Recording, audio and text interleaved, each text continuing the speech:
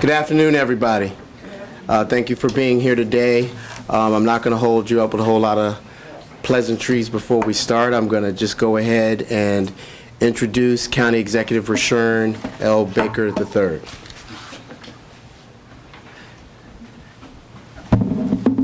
Good morning or good afternoon. Thank you for being here. I'm going to read a brief statement and then we'll take questions afterwards. As you know, the County Council delivered their adopted FY2016 budget to me on June 2nd. And for the last 10 days, I have been reviewing and analyzing it. Like other budgets that I've received from the Council, my team and I have been studying the feasibility of this budget to assure that it delivers on government services and to determine whether it is in the best interest of the citizens of Prince George's County. Our review routinely includes a thorough analysis of the fiscal impact of the budget will have on our county staffing, programs, and services. In addition to our fiscal review of the budget, we also looked at the impact of the budget from a legal perspective. This includes, but is not limited to, how the bill will impact the county charter or state law. During our review of the FY2016 budget, bill adopted by the County Council, it was determined that the majority of the adjustments made to my proposed FY2016 budget were in direct violation of Section 809 of the County Charter. Section 809 essentially allows the County Council to adjust the proposed or estimated revenues in the county executive's budget up or down by no more than 1%. The changes the County Council approved in adopting the budget have reduced the estimated revenues in my proposed budget by 2.5%, significantly more than allowed by the county charter. I have been advised by our county attorney not to sign this legislation because it is in violation of the county charter.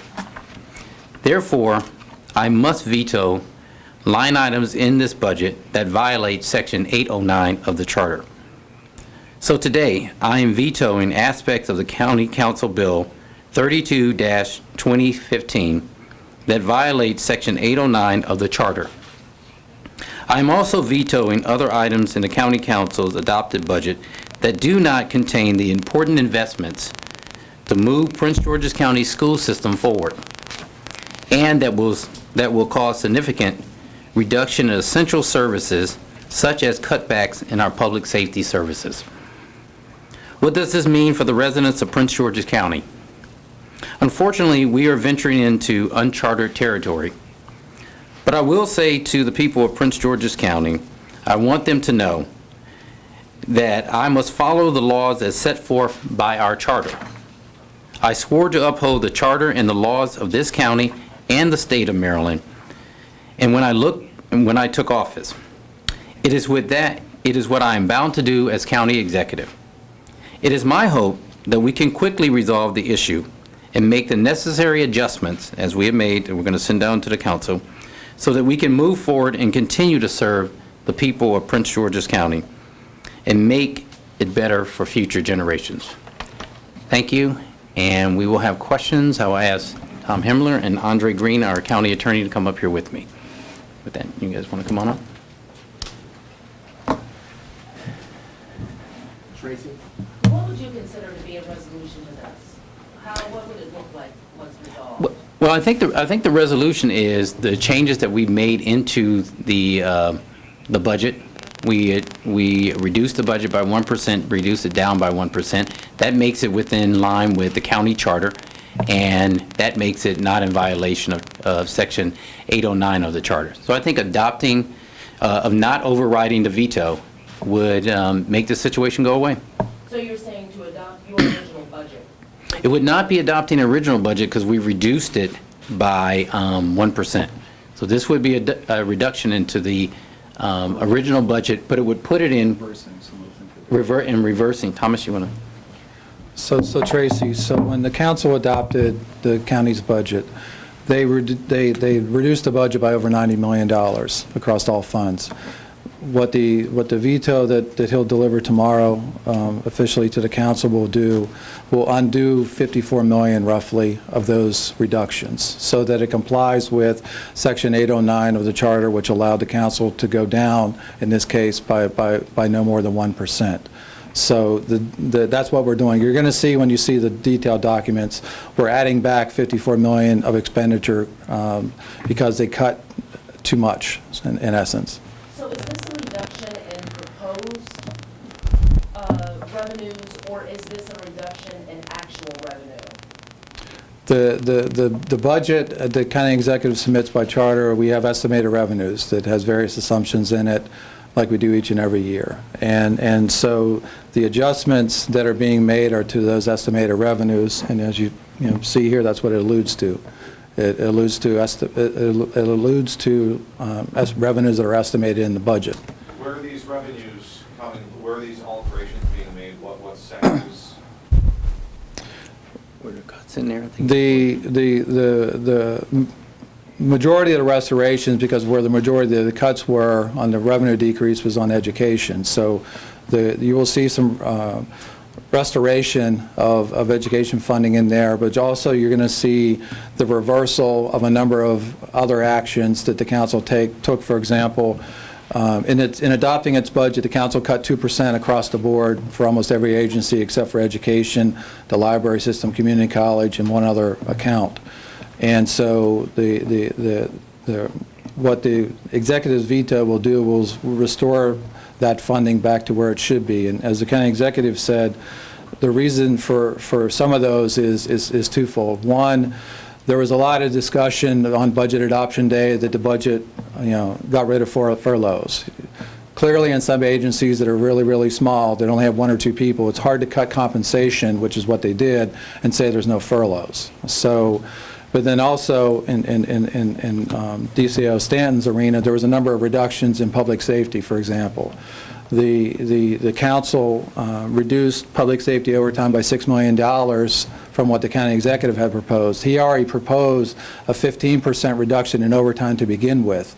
Their reduction on top of that's another 15%. So those are things that he's concerned about from his perspective, is we've made a lot of accomplishments in public safety in particular, and it seems like some of these changes are going to have significant impact, and we want to make sure the council is aware of those impacts that it may have on staffing certain facilities that we have from a public safety standpoint. What happens next, and then related, what happens if the council overrides the veto? What happens next is we send the veto to the council, and then they make a determination. How long do you need to do that? They have, how long does council have to do it? Ms. Green, you want to answer that? They, excuse me, they have to act on the override the veto within the next legislative day. Is this something they can counteract with the supermajority vote, the 2/3, or as you say, because it's not in line with the charter, they can't do that? They would need, pursuant to the charter, 2/3 vote to decrease or increase the revenue estimates. And ignorant question, does this alter the property tax increase at all? Doesn't make adjustments for it. This walkthrough for folks who are history. So originally, the proposed budget had a 15-cent proposed real property increase. The council's budget was 4 cents. The adjustments that the county executive is making back to comply with Section 809 will take the real property up to about 11.45 cents. Again, what happens if the council overrides the vetoes? Ms. Green? If the council overrides the veto, then we would be in a very precarious situation, a very unknown position, because it is my opinion, after extensive research on this issue, that without the vetoes that the exec has proposed, the council will not be in compliance with the charter, and with the budget would not be in compliance with the charter, and would therefore be an invalid budget. And at that point, several of the department heads and the taxpayers would not know what is the appropriate action to take. So more than likely, at that point, there would have to be some type of judicial action. There's no stopgap fail-safe budget in a case like this?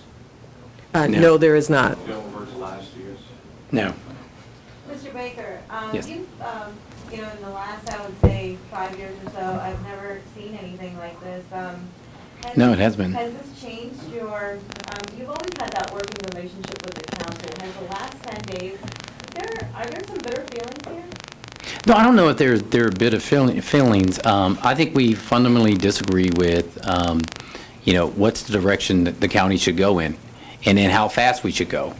I think you see a disagreement on the budget because I believe, given everything else we've done over the last 5 years in Prince George's County, whether it's public safety, health, that education is that last venue.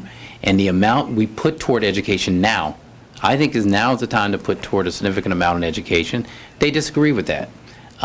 So it's not, it's not personal. They have their ideas of how the county should move forward, and I have my idea, and I think that's where you see the disagreement. It's not unusual.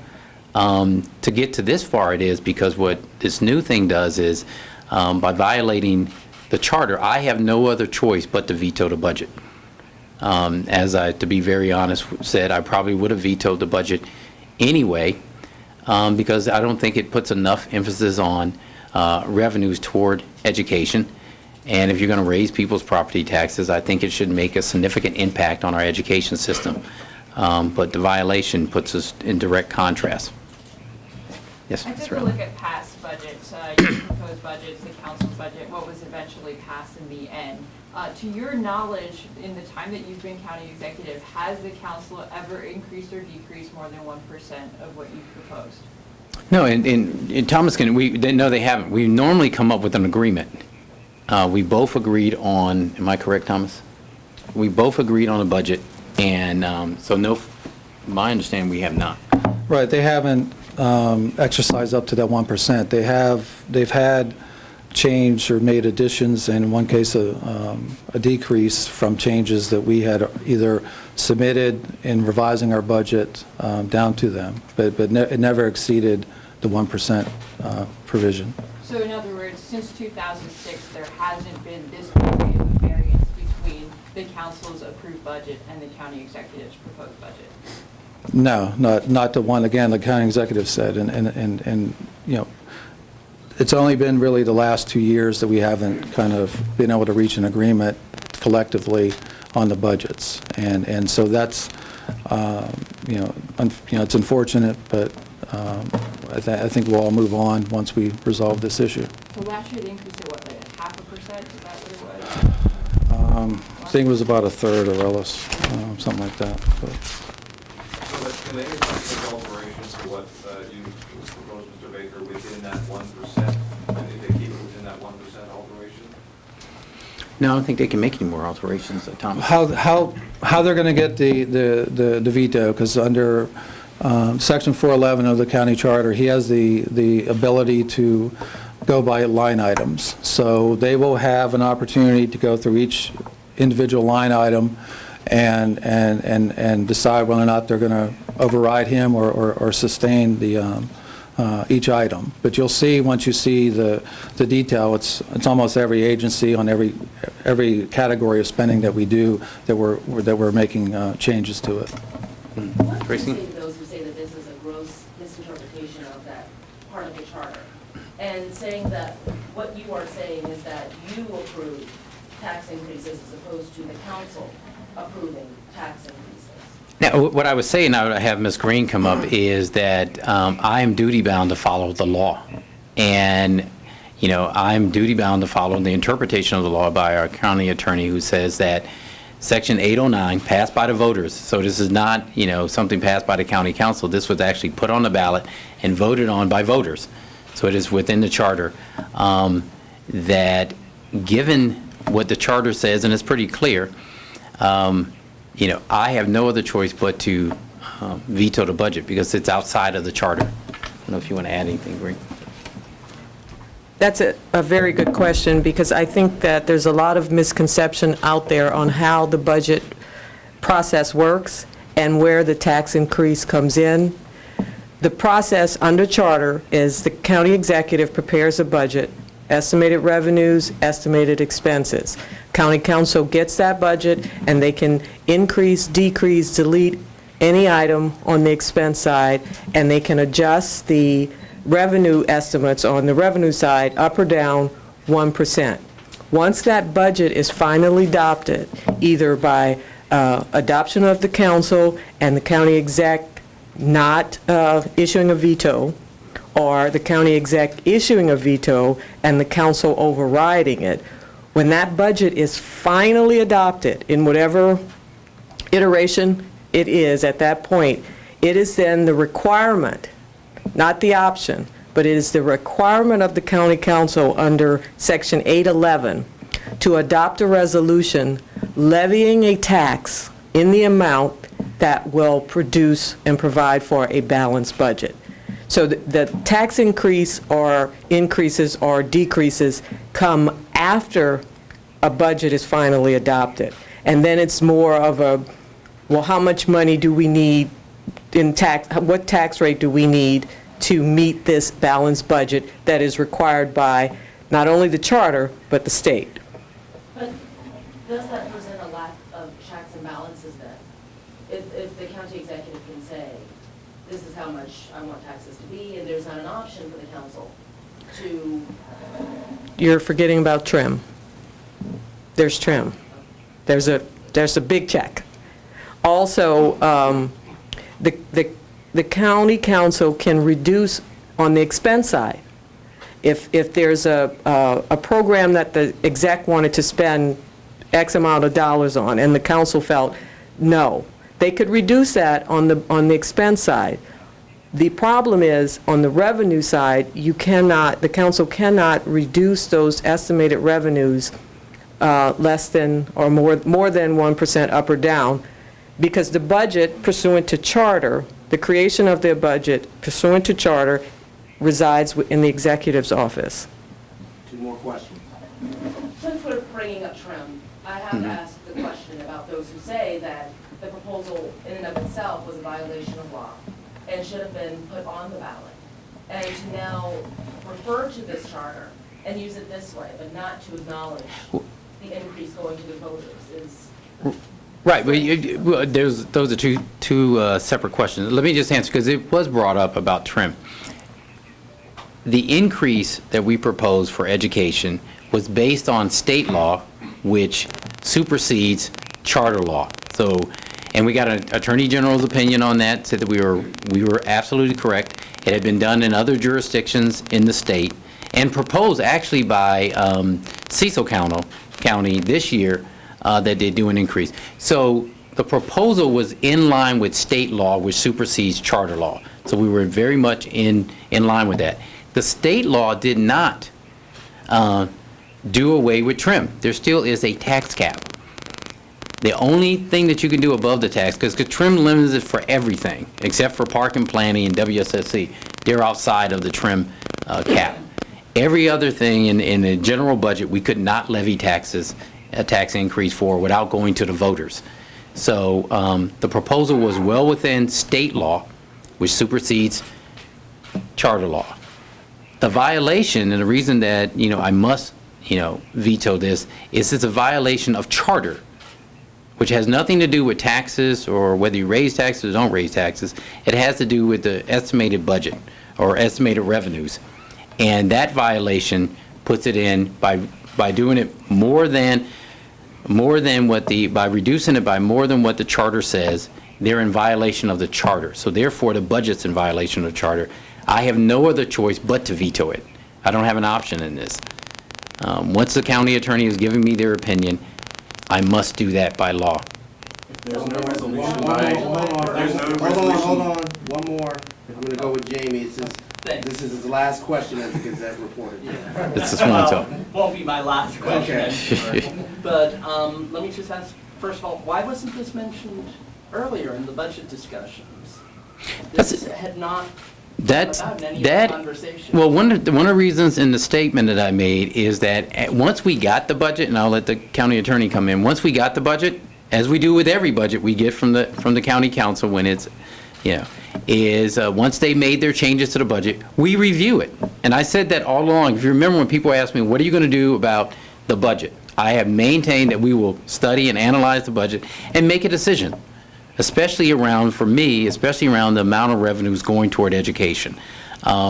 In that review is when we came across this, and that is why it's coming up now. I don't know if you want to add anything, Ms. Green? We've never been in this position before, so, it took a minute. We had to research and make sure, I personally wanted to make sure that the opinion I was rendering was accurate.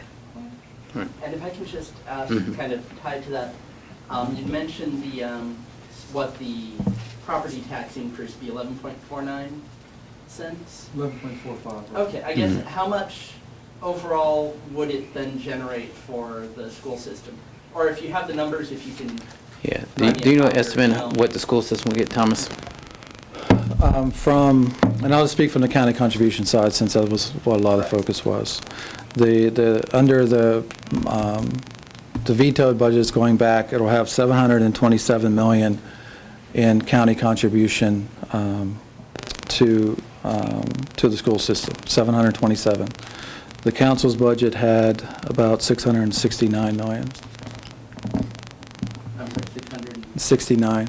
So a difference of what? So it's a difference of about $57 million. And that's with the property tax and also is the telecommunications? The telecommunications, we're leaving it as what the council's level was, which was a 1% increase. Okay, and the Park and planning? the real property tax with the. The personal property is 2.5 times 11.45 cents. It's, I'm quick, but I'm not that quick. There's no resolution by July 1st. Does the government face an impending shutdown? No, government will operate on the, why are you looking at me? Thomas? Well, I think it's uncharted. Yeah. We are hopeful and confident that if this should end up in court, the judiciary will act quickly and render a ruling as to not put us in the position of not having an approved budget on July 1. But if there it's isn't a not budget, then there will be a What shutdown. can residents expect? What will happen? I can't speak to that. Yeah. I think the idea is we're sending the budget down. We need to wait and see what the council does with it. They have an option of sustaining the veto, which would put everything back in balance. If they don't, then we'll take the necessary actions after that. So let's not presuppose what they're going to do.